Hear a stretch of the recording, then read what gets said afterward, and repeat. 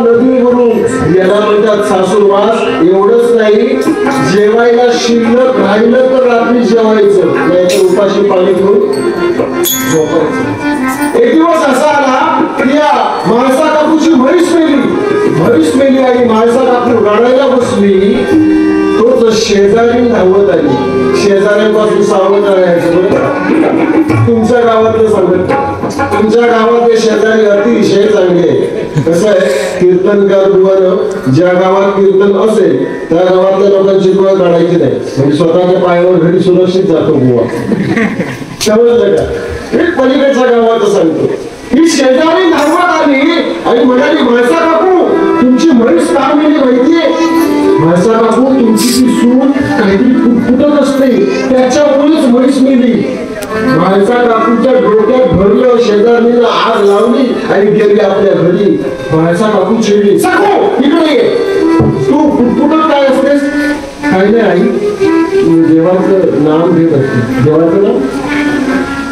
आमच्या घरात कोण देवाचं नाव घेत बघितलीस कधी? अगं काय ह्या भिकेचे डोहायला लागले तुला? ह्या वेळांच्या श्रीमंतीत आली आहेस तू आणि असं देवाचं नाव घेऊन घेतात. देवाचं नाव बंद झालं पाहिजे. आतापासून देवाचं नाव घ्यायचं. आतापासून देवाचं नाव घ्यायचं. बुवा इकडे आहे, बुवा इकडे आहे, बुवा इकडे आहे. आतापासून देवाचं नाव घ्यायचं नाही असं सासू सांगते. समजूला नाही, प्रयत्न नाही, नाम बंद म्हणजे बंद झालं पाहिजे. शक्य आहे का? तुम्हाला काय वाटतं शक्य आहे? जिचं आयुष्य देवाचं नाव घेण्यात गेलंय, अचानक आता सासू सांगते नाव घ्यायचं नाही, तिला शक्य होईल?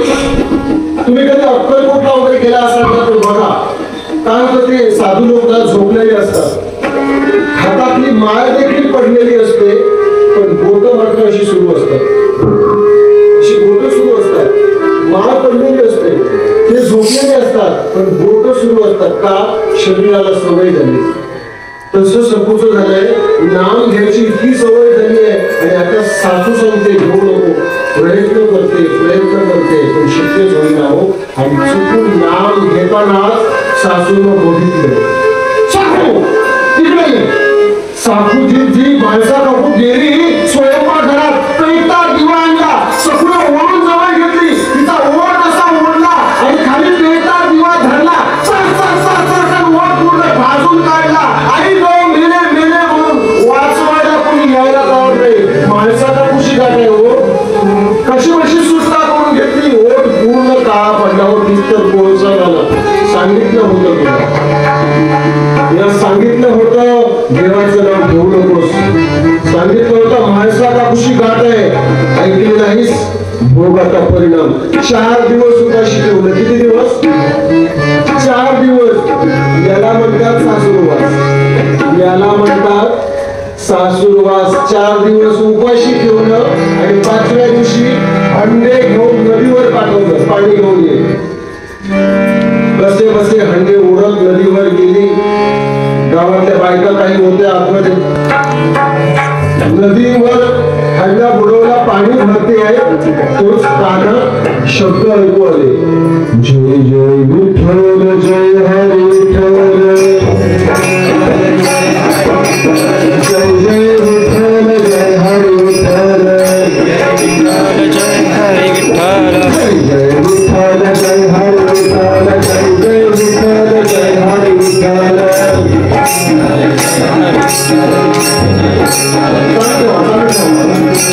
आवाज तुम्ही चालू ठेवा. आवाज कसला होता? स्वप्न बघितलं, नदीच्या बाजूला लाल मातीचा रस्ता जातोय, त्या रस्त्यावरून वारी निघाली आहे पंढरपूरला. क्षणात मनात विचार आला, मी जाऊ का वारी बरोबर पंढरपूरला? दुसरं मन सांगू लागलं, सासू ठार मारेल, कुठे जातेस पंढरपूरला? सासू ठार मारेल. तरी पण मन आणि पाय ऐकायला तयार नाही. तो हंडा विश्वास टाकला, त्या वारीमध्ये सामील झाली आणि सकू निघाली पंढरपूरला. जय जय विठ्ठल, जय हरी विठ्ठल, जय विठ्ठल, जय हरी विठ्ठल, जय विठ्ठल, जय हरी विठ्ठल, जय विठ्ठल, जय हरी विठ्ठल, जय विठ्ठल, जय हरी विठ्ठल, जय जय विठ्ठल.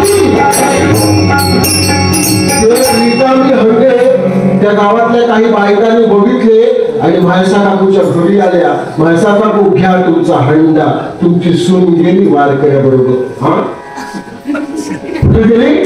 वारकऱ्यांबरोबर. दिग्या कुठेतरी तंबाखू मिळत बसला होता. अरे होय दिग्या तुझी बायको कुठे असेल कुठेतरी. अरे मूर्खा तुझी बायको वारकऱ्यांबरोबर गेली. काय सांगतेस? आता आता आता ते देखील मी सांगू. 2 काठ्या घेऊन ये. दोघांनी एक एक काठी घेतली जाडजूड आणि त्या वारीचा पाठलाग सुरू केला. काही ठराविक अंतरावर जाऊन वारी थांबली होती ती. त्यांचं रिंगण सुरू होतं.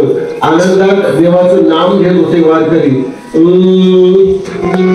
राधा कृष्ण जय कुंज विहारी, राधा कृष्ण जय कुंज विहारी,